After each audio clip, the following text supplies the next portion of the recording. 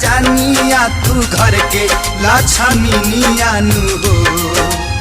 सुनाए हमारी सजानिया तू घर के लक्ष्मीनिया नु हो।